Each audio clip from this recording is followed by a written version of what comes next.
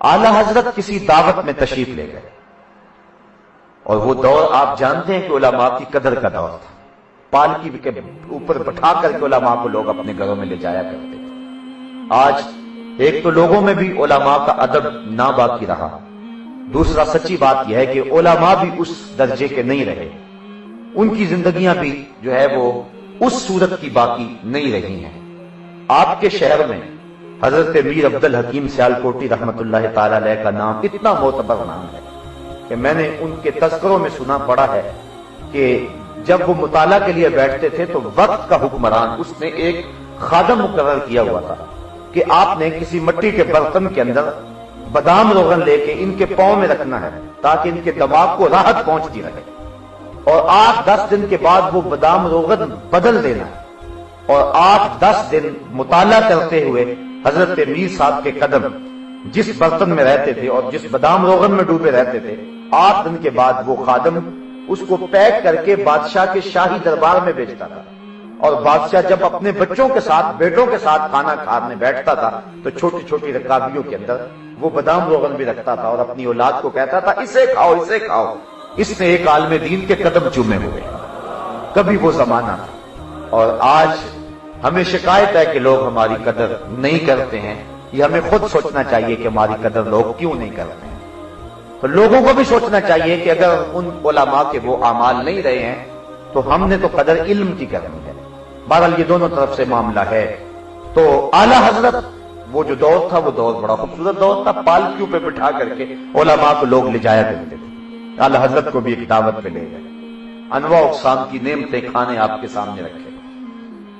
आप खाना खाने से पहले वो शोरबा चखा तो इतना लजीज था कि दिल में ख्याल आया कि मैं ये शोरबा पी लूं। साहबे दावत को बुलाया, साहबे खाना को बुलाया, कहा मियां अगर तुम इजाजत दो तो मैं ये शोरबा पी लूं। उसने कहा हजरत ये आपके लिए तो सब कुछ रखा हुआ है, आपको इजाजत लेने की क्या जरूरत है। आला हज़रत फरमाने लगे कि शोरबा जो है ये खाने के लिए रखा जाता है, पीने के लिए नहीं रखा जाता। इसका उर्फ माकूल है, मशरूब नहीं है। तो इसको चूंकि मैं पीना चाह रहा हूं तो मैं उर्फ से हटना चाह रहा हूं। तो जब मैं उर्फ से हटूंगा तो फिर मुझे स्पेशल इजाजत लेना होगी। मेरे देखा देखी अगर बाकी बगैर इजाजत के यूं शोरबा पीने लग जाएं, आपने तो खाने के एतबार से इसको तैयार किया हुआ है, आपने पीने के लिए तो तैयार नहीं किया हुआ। ये तो हमने जो है उर्फ बदला है। तो फिर आपका शोरा कम पड़ जाएगा तो आपको तकलीफ होगी। इसलिए जो पीना चाहेगा वो इजाजत आपसे तलब करेगा, और आप अपनी गुंजाइश के मुताबिक इजाजत देंगे तो वो पी सकता है, वरना ये खाने के लिए बनाया गया है तो इसको खाया जा सकता है, पिया नहीं जा सकता है। और इसकी मिसाल और नजीर आप देख सकते हैं। शादी ब्याह के मौका पे बतौर चटनी दही रखा जाता है और कुछ लोग उसको गिलासों में डाल के पीना शुरू कर देते हैं। फिर होता क्या है कि वो दही एक झटका भी नहीं लेता और लोग जो है फिर तजलील भी शुरू कर देते हैं और आवाजें कसने लग जाते हैं, जबकि गलती तो अपनी है। जो साबे दावत था उसने दही बतौर चटनी रखा हुआ था, बतौर मशरूब तो नहीं रखा हुआ था। उसको गलत इस्तेमाल तो हमने खुद किया है और खुद ही हम शोर कर रहे हैं, कसूर भी हमारा है।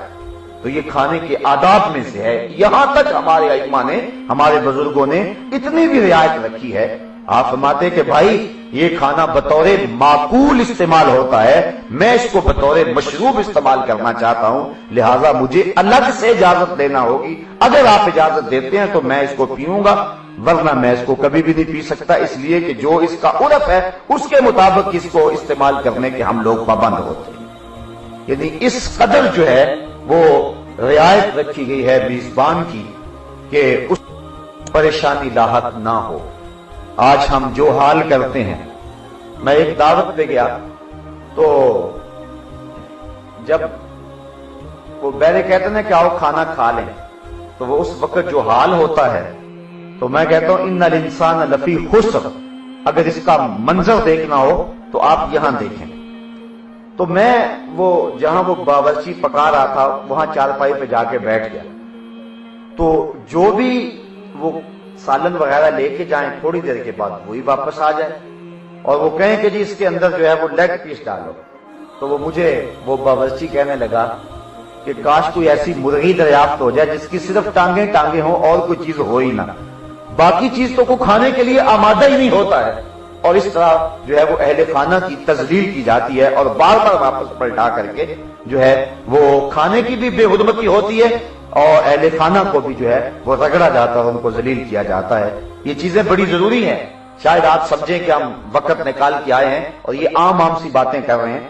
یہ آداب معاشرت اس کی اسلام کے اندر بہت زیادہ اہمیت ہے اور ان چیزوں کا لحاظ اور خیال رکھنے کی ہمیں تلقین کی گئی ہے. ہمیں جو ہے وہ اس کی طرف ہمیں بلایا گیا ہے کہ ہم اس انداز کے ساتھ جو ہے وہ آداب معاشرت کا لحاظ رکھیں.